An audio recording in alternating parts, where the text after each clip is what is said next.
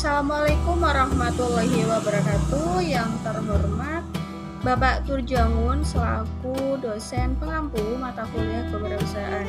Sebelumnya perkenalkan, nama saya Fikri Fatihah Rahma dari Prodi Psikologi Islam 2019. Saya sekarang berada di bangku kuliah di semester 6 di Yayan Salatiga.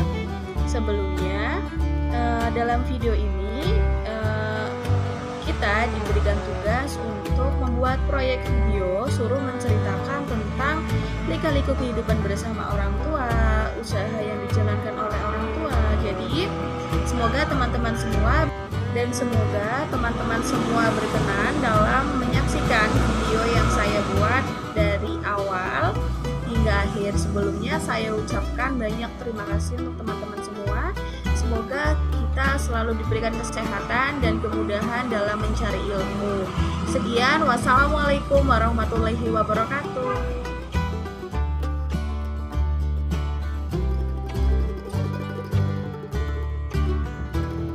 Assalamualaikum warahmatullahi wabarakatuh. Halo, selamat pagi teman-teman semua. Perkenalkan, nama saya Fikri Fatihah Rahma. Saya adalah anak perempuan pertama dari 2 bersaudara. Asal saya dari kota Purbalingga. Teman-teman, ada nggak sih yang belum pernah ke Kabupaten Purbalingga nih? Ayo. Ya mungkin teman-teman semua ada ya yang beberapa udah pernah ke Kabupaten Purbalingga. Jadi yang belum pernah, ada di mana sih sebenarnya letak Kabupaten Purbalingga itu? Nah, aku kasih tahu ya. Kota Kabupaten Purbalingga adalah sebuah kabupaten di Provinsi Jawa Tengah, Indonesia. Ibu kotanya adalah Purbalingga. Jadi kabupaten ini itu berbatasan dengan Kabupaten Pemalang di utara, Kabupaten Banjarnegara di timur dan selatan, Kabupaten Banyumas di barat dan selatan. Dan Purbalingga ini biasa disebut dengan kumpulan orang-orang ngapak lah teman-teman. Tentunya kalian gak asing lagi dengan orang-orang ngapak, ya kan? Jadi apa saja sih bahasa ngapak itu ya? Sekilas ya, saya kasih tahu teman-teman semua. Oke, jadi dalam bahasa ngapak itu ada ungkapan orang ngapak, orang kepenak. Nah, inilah ungkapan yang sangat terkenal dari orang yang menggunakan bahasa ngapak. Termasuk dari Kabupaten Purbalingga sendiri itu menggunakan bahasa ngapak ya teman-teman. Dalam bahasa ngapak itu adalah salah satu jenis dalam bahasa Jawa. Bahasa ngapak ini banyak banget digunakan di wilayah Banyumas, Kabupaten Cilacap, Kabupaten Banjarnegara, serta Kabupaten Purbalingga. Dan dalam bahasa ngapak ini itu memiliki ciri khas pelafalan dan penggunaan bahasa ngapak itu menggunakan akhiran A yang dominan, serta ciri khas lainnya adalah menggunakan huruf K yang jelas khususnya pada akhiran kata. Nah, ini juga yang menyebabkan bahasa Jawa Banyumasan disebut bahasa ngapak. Salah satu bahasa ngapak di sini itu yang pertama ada kata kepriben. Dan kata kepriben itu dalam bahasa Indonesia adalah sebuah kata tanya yang bermakna bagaimana. Terus ada kata inyong atau nyang. Ya, kata ini dalam bahasa Indonesia itu dapat kita artikan itu sebagai saya. Dalam drama-drama atau film-film yang menggunakan bahasa ngapak, kata inyong atau inyong itu sangat sering digunakan ya teman-teman. Contoh, inyong arep mulai bae, yang berarti saya mau pulang saja gitu.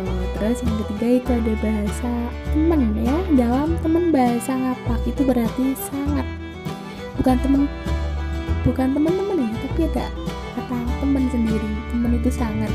Dan kata ini itu digunakan sebagai ekspresi jika ada keadaan orang yang mempunyai sifat perilaku itu tindakan yang berlebih. Contoh, ini ngantuk temen, artinya adalah saya sangat ngantuk gitu. Terus ada lagi loh yang keempat itu bae atau bain. Nah, kata bae atau bain dalam bahasa Ngapak itu dapat diartikan saja. Nah, dalam kata bae atau bain itu biasanya diungkapkan ketika seorang itu mengungkapkan sebuah saran atau masukan kepada orang lain. Contoh kayak gini teman-teman, engkau bengi bae, yang artinya nanti malam saja gitu. Oh iya, dalam bahasa Ngapak, lapar juga disebut kencot. Cara penggunaan kata ini dalam bahasa Ngapak, wetengku atau weteng nyong kencot, yang berarti perut saya lapar gitu ya teman-teman. Terus mungkin itu perkenalan dari bahasa Ngapak yang ada di Kabupaten Purbalingga, Banyumas, Cilacap. Tapi seputar, karena orang-orang Purbalingga itu biasanya menggunakan bahasa Ngapak perkenalnya ya teman-teman. Jadi udah nggak penasaran lagi, tadi udah sempat saya contohkan ya dalam bahasa Ngapak. Jadi mulai saja aku menceritakan tentang lika-liku kehidupan, lika-liku usaha dalam perjalanan hidup saya dan orang tua.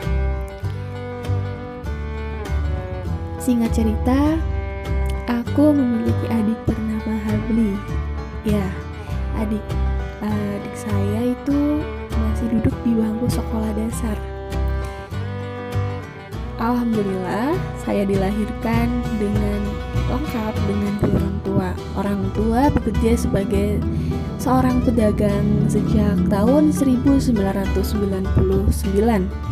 Sebelum saya dilahirkan sampai saat ini beliau alhamdulillah masih sehat, masih berjualan di kios ban rumah.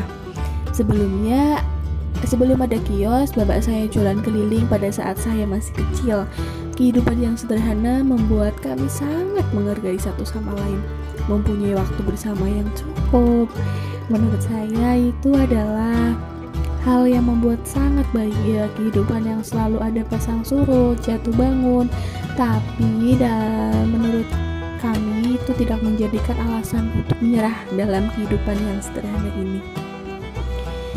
Saya yang terbiasa membantu kedua orang tua ketika kuliah berlangsung daring. Jadi selain bisa membantu orang tua, juga masih bisa belajar dengan tenang.